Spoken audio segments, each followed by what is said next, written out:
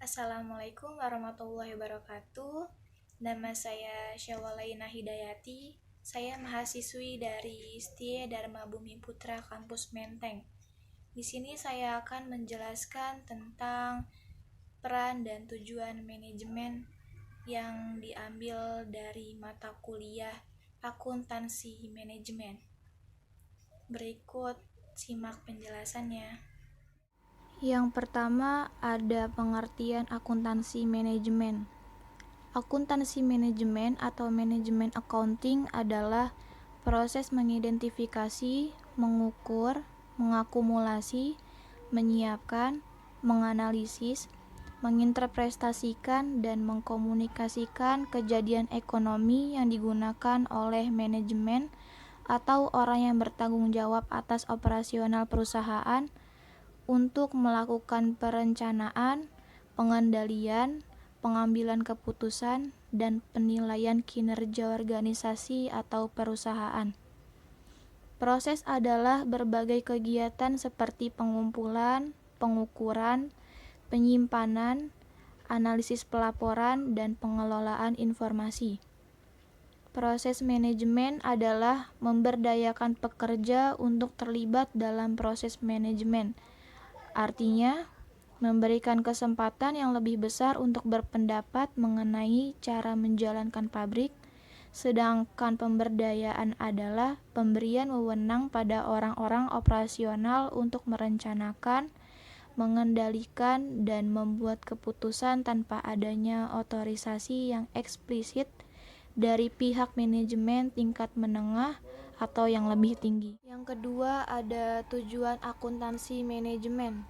Adapun tujuan dari akuntansi manajemen meliputi 1. Menyediakan informasi yang dipergunakan dalam penghitungan harga pokok jasa, produk, dan tujuan lain yang diinginkan oleh manajemen. Yang kedua, menyediakan informasi yang dipergunakan dalam perencanaan, pengendalian, pengevaluasian, dan perbaikan berkelanjutan. Yang ketiga, menyediakan informasi untuk pengambilan keputusan.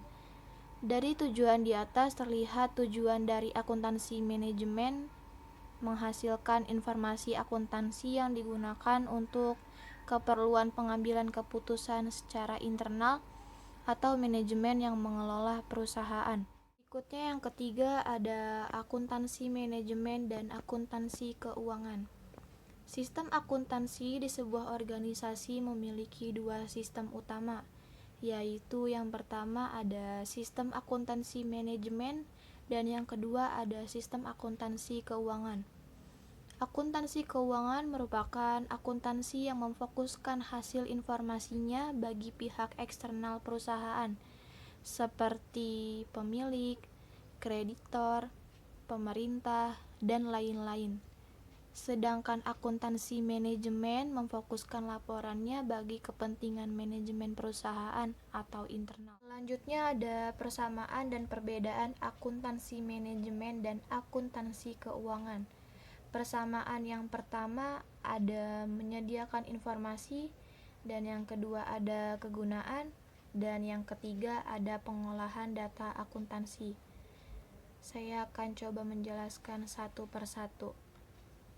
Yang pertama, menyediakan informasi. Akuntansi manajemen dan akuntansi keuangan sama-sama menyediakan informasi. Akuntansi manajemen menghasilkan informasi yang digunakan dalam pengambilan keputusan seperti keputusan pembelian aset yang baru, contohnya gedung. Sedangkan akuntansi keuangan menghasilkan laporan laba rugi yang dapat digunakan oleh investor untuk memutuskan dalam pembelian saham sebuah perusahaan. Yang kedua ada kegunaan. Metode yang digunakan dalam akuntansi keuangan juga relevan untuk dipakai dalam akuntansi manajemen seperti metode penyusutan aset tetap dan metode penilaian persediaan. Keduanya dapat digunakan dalam akuntansi keuangan maupun akuntansi manajemen. Yang ketiga ada pengolahan data akuntansi.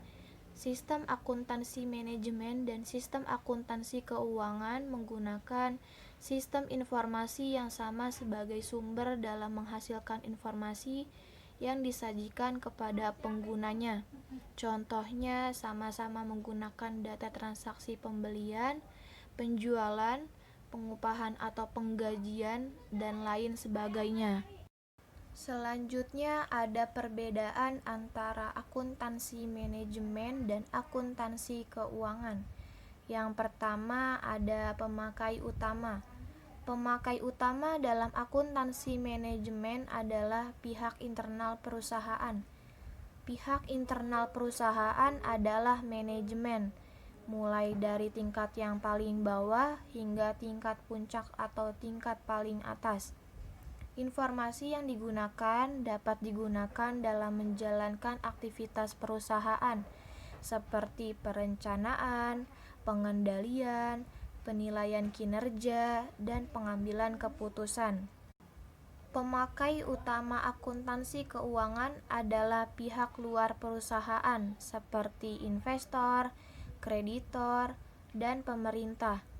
Informasi keuangan disajikan dalam bentuk laporan laba rugi, laporan perubahan ekuitas, laporan posisi keuangan perusahaan, laporan arus kas, dan catatan atas laporan keuangan, dan laporan yang dihasilkan oleh akuntansi keuangan digunakan dalam pengambilan keputusan, seperti menentukan apakah akan melakukan investasi atau melakukan penarikan atas investasi yang dilakukan, atau bagi bank untuk memutuskan memberikan pinjaman atau tidak pada sebuah perusahaan. Perbedaan yang kedua yaitu akuntansi manajemen mencatat dan melaporkan kejadian-kejadian yang telah terjadi, tapi lebih menekankan pada informasi kegiatan di masa yang akan datang. Perbedaan yang ketiga yaitu pembatasan prosedur dalam akuntansi keuangan cenderung menghasilkan informasi yang objektif dan dapat diverifikasi. Dalam akuntansi manajemen, informasinya dapat berupa informasi keuangan dan non-keuangan dan dapat bersifat objektif. Yang keempat ada orientasi waktu. Akuntansi keuangan memiliki orientasi historis, fungsinya mencatat dan melaporkan kegiatan-kegiatan yang telah terjadi. Berikutnya ada sistem informasi akuntansi manajemen. Sistem informasi akuntansi manajemen atau Management Accounting Information System adalah sistem informasi yang mentransformasikan input dengan menggunakan proses untuk menghasilkan output yang dibutuhkan dalam pengambilan keputusan. Selanjutnya ada model operasional sistem informasi manajemen. Yang pertama ada masukan. Masukan adalah data yang direkam akibat peristiwa ekonomi yang dilakukan di dalam perusahaan. Contohnya data yang diinput dalam sistem informasi manajemen adalah jenis bahan baku, harga bahan baku, tarif upah karyawan, jam kerja, jam lembur, jam kerja mesin, dan lain-lain. Yang kedua ada proses. Proses adalah mengubah data menjadi informasi. Contoh proses adalah mengidentifikasi, mengukur, mengakumulasi, menyiapkan, menganalisis, menginterpretasikan, dan mengkomunikasikan kejadian ekonomi bias menggunakan alat bantu komputer atau juga tanpa alat bantu komputer. Yang ketiga ada keluaran. Keluaran adalah informasi. Informasi adalah laporan yang dihasilkan oleh sistem informasi akuntansi manajemen. Contoh laporan adalah laporan biaya produk, laporan biaya aktivitas, laporan biaya departemen, laporan pembelian bahan baku, laporan jam kerja karyawan, dan lain sebagainya yang digunakan sebagai alat pengambilan keputusan. Manajer melakukan pengambilan keputusan berdasarkan informasi yang tertuang dalam laporan. Setelah digunakan untuk pengambilan keputusan, manajer mendapatkan umpan balik atau feedback. Umpan balik adalah informasi seberapa baik keputusan dijalankan dan apa tindakan koreksi yang dibutuhkan untuk melakukan perbaikan tahap pengambilan keputusan selanjutnya ada proses manajemen. Aktivitas manajemen adalah proses pokok yang dilakukan oleh manajemen untuk menjalankan perusahaan. Antara lain, yang pertama ada perencanaan, yang kedua ada pengendalian, dan yang ketiga ada pengambilan keputusan. Perencanaan atau planning adalah aktivitas yang dilakukan untuk menentukan tujuan dan metode yang digunakan dalam mencapai tujuan tersebut. Perencanaan terdiri dari rencana jangka panjang, jangka menengah, dan jangka pendek. Dalam dokumen perencanaan dituangkan rincian dan program yang dilakukan untuk mencapai tujuan tertentu. Yang kedua, ada pengendalian atau controlling. Pengendalian atau controlling adalah aktivitas yang dilakukan untuk memonitor pelaksanaan suatu rencana dan mengambil tindakan yang diperlukan jika terjadi penyimpangan. Dengan adanya pengendalian, diharapkan mampu mengidentifikasi aktivitas yang berjalan dengan baik maupun yang. Selanjutnya ada peran akuntansi manajemen. Struktur organisasi menggambarkan aliran kewenangan dan tanggung jawab dalam organisasi. Kewenangan mengalir dari manajemen puncak ke manajemen yang berada di level bawahnya. Sebaliknya, tanggung jawab mengalir dari manajemen lapisan paling bawah ke manajemen puncak. Untuk menjalankan tugasnya, manajemen memerlukan orang lain untuk membantunya. Ya, ini contoh struktur organisasinya. Yang pertama ada direktur utama. Direktur utama dibagi menjadi dua, yaitu direktur produksi dan direktur keuangan. Di bawah direktur produksi ada manajer produksi, di bawah manajer produksi ada supervisor produksi. Supervisor produksi dibagi menjadi dua, yaitu bagian mesin dan bagian perakitan. Selanjutnya ada direktur keuangan. Direktur keuangan dibagi menjadi dua, yaitu controller dan treasurer. Dalam struktur organisasi tergambar adanya desentralisasi. Desentralisasi merupakan pelimpahan wewenang pengambilan keputusan ke tingkat manajemen terbawah yang dimungkinkan. Hubungan dalam struktur organisasi dapat berbentuk hubungan lini dan staf. Jabatan lini adalah jabatan yang berhubungan langsung dengan pencapaian sasaran dasar suatu organisasi atau fungsi utama keberadaan organisasi. Jabatan lini terkait dengan aktivitas pokok perusahaan. Sedangkan jabatan staf adalah jabatan yang tidak berhubungan langsung pencapaian sasaran pokok perusahaan. Jabatan staf terkait dengan aktivitas pendukung dalam perusahaan. Seperti tampak dalam peraga gambar 1.2, pengontrol atau controller dan bendahara atau treasurer merupakan bagian dari fungsi staf. Akuntan manajemen berada pada fungsi controller. Peran controller adalah menyiapkan laporan keuangan, laporan kinerja, laporan perencanaan pajak, pemeriksa intern, anggaran, dan laporan lain untuk kepentingan internal dan eksternal perusahaan. Bagian yang berada di bawah controller dapat meliputi bagian akuntansi keuangan, bagian akuntansi biaya, bagian audit internal, dan bagian sistem informasi. Peran treasurer adalah mengumpulkan kas, memonitor pengeluaran kas, memonitor kesediaan kas, investasi jangka pendek, pendanaan utang, dan penerbitan modal saham. Bagian yang berada di bawah treasure dapat meliputi bagian pajak, bagian penerimaan kas, bagian pengeluaran kas, bagian investasi, dan bagian pendanaan.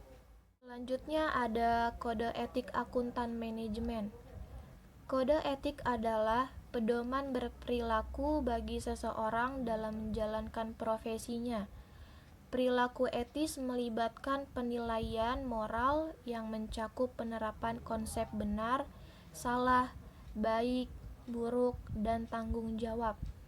Perilaku etis akuntan manajemen diperlukan untuk menciptakan profesi yang dapat Selanjutnya ada 10 nilai inti yang menggambarkan prinsip moral dalam etika.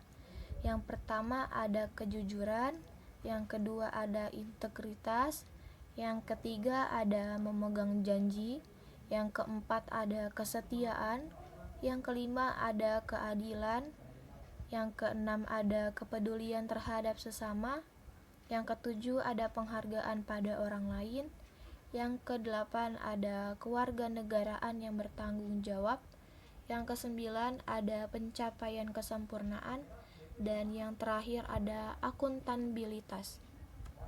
Di Indonesia, IAMI menyusun standar etika yang menggambarkan perilaku etis akuntan manajemen. Akuntan manajemen dituntut tidak melakukan tindakan yang tidak sejalan dengan standar etika ini. Berikut standar etika manajemen. Yang pertama ada kompetensi. Akuntan manajemen bertanggung jawab pada hal-hal sebagai berikut.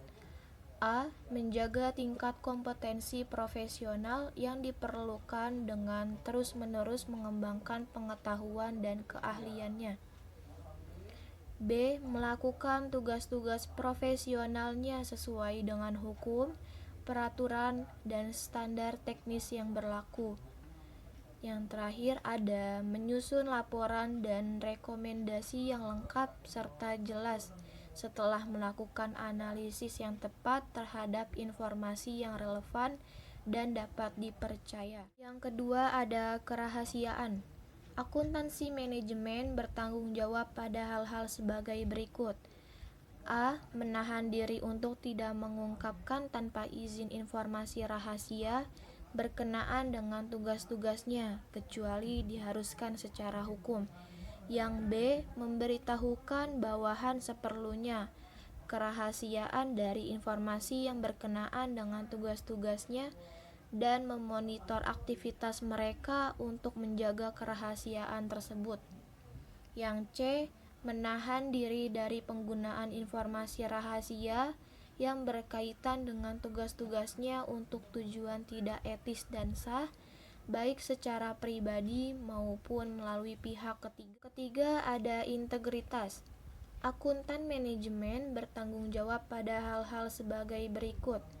Yang pertama, menghindari konflik kepentingan aktual atau terlihat nyata dan mengingatkan semua pihak terhadap potensi konflik. Yang kedua, menahan diri dari berbagai keterlibatan aktivitas yang akan menimbulkan kecurigaan terhadap kemampuan mereka untuk melakukan tugasnya secara etis. Yang ketiga, menolak pemberian, penghargaan, dan keramah tamahan yang dapat mempengaruhi mereka dalam bertugas. Yang keempat, menahan diri untuk tidak melakukan penggerogotan terhadap legitimasi organisasi dan tujuan-tujuan etis baik secara aktif maupun pasif. Yang kelima, mengenali dan mengkomunikasikan berbagai batasan profesional atau kendala lain yang akan menghalangi munculnya penilaian yang bertanggung jawab atau kinerja sukses dari suatu aktivitas. Yang keenam, mengkomunikasikan informasi yang baik dan buruk dan penilaian atau Yang keenam, mengkomunikasikan informasi yang baik dan buruk dan penilaian atau opini profesional.